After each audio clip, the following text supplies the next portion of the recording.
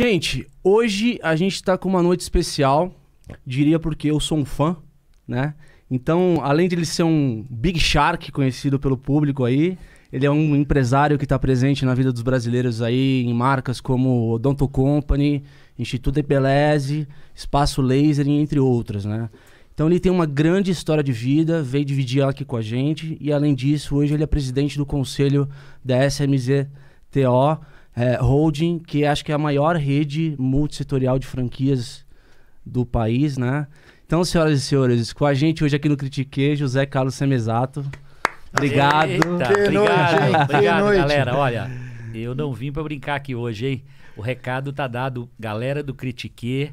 Vocês vão ter que mudar de vida a partir de hoje, porque a história é forte aqui, tá? A história é forte e eu vou seguir aqui as recomendações aqui da galera que manda muito nos mic aqui. E eu queria dizer pra vocês que a gente pode começar numa cronologia, né? Boa. Que é Claro. das coxinhas até os bilhões de reais de hoje. Mas a gente pode também contar. Eu gosto muito de contar o tamanho e onde eu cheguei para depois convidar a galera para fazer a reflexão e falar como é que faz essa jornada. Gostei. Como é que a gente trilha essa jornada, né? Quanto tempo leva? Como é que funciona isso? Quais são os pilares para se construir uma trajetória de sucesso, né? Mas o principal que eu queria deixar de mensagem é que é possível você mudar o status quo da sua vida. É possível você sair da comunidade, sair da periferia, como eu saí lá da comunidade de Lins. Meu pai era pedreiro, minha mãe era dona de casa.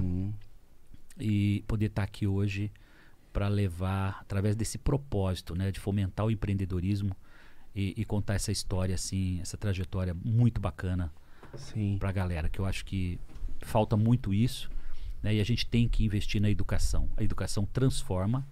Eu sou fruto da educação, né? Foi através de um curso livre, profissionalizante que eu fiz com 13, 14 anos no final de semana, estudando em escola pública, que a minha vida se transformou. E vai ser muito legal contar para você essa história hoje. Legal, Semezato. Inclusive, antes de você começar a dividir essa grande história, na verdade eu não conheço detalhes, mas digamos que eu pensei ela para saber do que a gente estava ali falando. E a gente está acabando de viver uma jornada de dificuldades aí, todo mundo. Antes de a gente começar a falar da tua história pessoal, como é que você está enxergando o mercado hoje, do ponto de vista econômico? E qual é o paralelo que você fez desse momento de dificuldade com as dificuldades que você passou no começo da tua vida? Olha, se nós fizermos uma analogia, né, dos dias difíceis, principalmente, que a gente tem vivido aí nesse 1 ano e meio, eu diria a você que foi café pequeno, porém não dá para menosprezar e dizer que para alguns foi catastrófico e etc, né? Mas quando eu olho para trás, as experiências que eu vivi lá atrás, eu estava muito preparado para isso. E aí, óbvio, vocês vão entender no meio dessa história que eu vou contar, que a gente precisa estar preparado para eventos bons, para as oportunidades, mas nós precisamos estar preparados também para as adversidades, as catástrofes que podem surgir. E quando você está preparado para esse momento, cara, você vai com leveza. Esse é o bacana da vida, né? Você tem que ter essa preparação. Mas começar essa história, cara, com 13 anos, indo para a igreja 3 vezes por semana, a pé, 1h30, lá em Lins, para ir. Eu vejo a trajetória como se eu estivesse fazendo hoje. Isso é vivo na minha vida, Bicicletinha? né? Não, para começar a pé primeiro, indo para a igreja 3 vezes por semana a pé, 1h30 para ir, 1h30 para voltar. Quantos anos? Isso desde a infância, mas eu estou me lembrando disso aqui com 12, 13 anos. 13 anos. E eu vendendo coxinha, que foi uma iniciativa da Dona Alzira, minha mãe, lá em Lins, na Vila Cinquentenário, que é uma periferia lá de Lins, e eu me tornei o maior vendedor de coxinha que Lins teve na história. E quando eu falo isso, a galera pergunta assim, mas como assim o melhor vendedor de coxinha? Eu consegui comprar um Fusquinha 1962 à época para minha mãe, porra. Você sabe o que é? Vendendo coxinha. Você transformar a vida da sua família, com 13 anos eu entender que o trabalho, que o dinheiro pode transformar a sua vida, mudar a vida da família. E a gente começa a ir pra igreja de Fusquinha, cara. Aquilo foi um... Você não tem ideia do que foi essa vitória. Família. 3 horas, mas imagina. tudo bem. De vez em quando a gente tinha que dar uma empurradinha, porque o Fusquinha 1962 era 6 volts a bateria dele. Então, naturalmente, de vez em quando ele ficava e não pegava. Não, mas não pegava, cara. E aí, mas te juro que de vez em quando empurrar ele era tão prazeroso, porque depois que ele pegava, cara, vencia uma distância muito grande. Posso perguntar um detalhe dessa época? Como que era a produção disso? Porque foi crescendo, você foi vendendo e subindo a venda, como cara, que vocês se ajeitavam? Minha mãe tinha uma indústria praticamente em casa, meu. Eu vendia 3 cestos de salgados, vendia uma média de 600 salgados em meio período. Eu fazia 3 viagens, eu criei uns nichos, tipo assim... Fazia fiado? Cara... Cadernetinha, você não tem noção. E aos sábados eu voltava em toda a minha rota. Então eu tinha marcenaria, construções, serralherias, madeireiras, tudo que vocês imaginarem. Que a galera, 3 da tarde, 3h30, dava uma fome no povo, rapaz.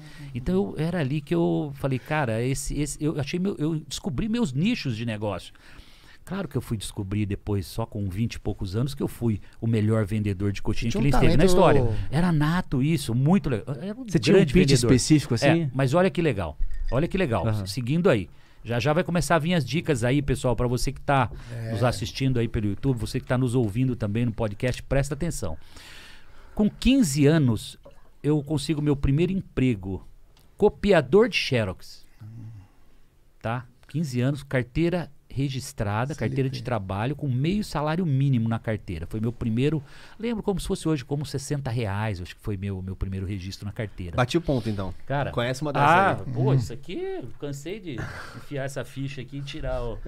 Aperta aqui, logo mais carimba, a gente bate aqui o ponto carimba, aqui, ó. A gente fez só pra você, especial. Na verdade, Semizato, eu vou te pedir perdão, porque no começo do programa era pra você ter batido o nosso ponto. Já perdeu uma parte da... Não, o RH vai descontar. O RH vai descontar. Sai marcadinho, ó. Marcadinho, carimbado aqui, ó. Exato. Esse aqui é um ritual de entrada e de saída. Então deixa aqui que depois você vai bater na saída também. Que é tipo legal. Um turno, entendeu?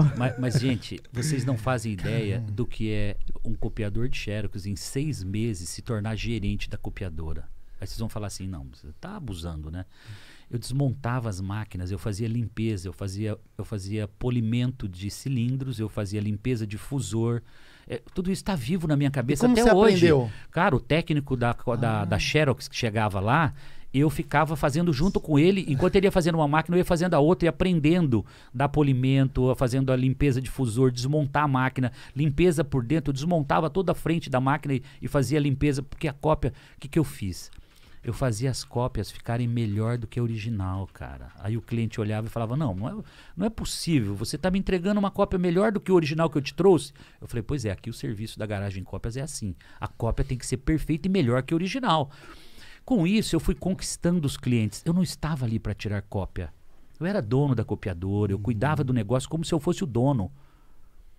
6 meses depois, eu já estava gerenciando. Eu me lembro que eu chegava em casa... compartilhando com a minha irmã, com a família, e dizia assim, olha, eu já tomei metade da cadeira do gerente. Mais um pouquinho, eu sou gerente daquela copiadora. E nessa de me relacionar, fazer network com os clientes no balcão da copiadora, porque era um balcão de uns 15 metros e cheio de clientes. E aí chegava um cliente muito chato, Valmir, e esse cliente... lembro o nome, Valmir da Rocha Mel, porra. Esse cliente, cara, você não tem noção, lá de Lins. Muita gente conhece e deve estar ouvindo. Cara, esse cliente chegava no balcão, todos os funcionários, que eram mais de 20, fugiam, cara. Toda vez o Semenzato era o cliente que ia atender esse cliente chamado Valmir, que era um auditor de empresas, contador, etc. Um belo dia esse cara olha pra mim e eu falando pra ele, cara, tô fazendo um curso de computação nos finais de semana, já tô aprendendo a programar computadores, me relacionando, contando com muito entusiasmo o que eu estava fazendo. Eu tô estudando, tô aprendendo isso, aprendendo aquilo e contando. E ele vendo o meu diferencial. Um belo dia o seu Valmir consegue uma vaga, ou surge uma vaga num grupo de empresas chamado Sermácula de Lins, madeireira, cerealista, material de construção,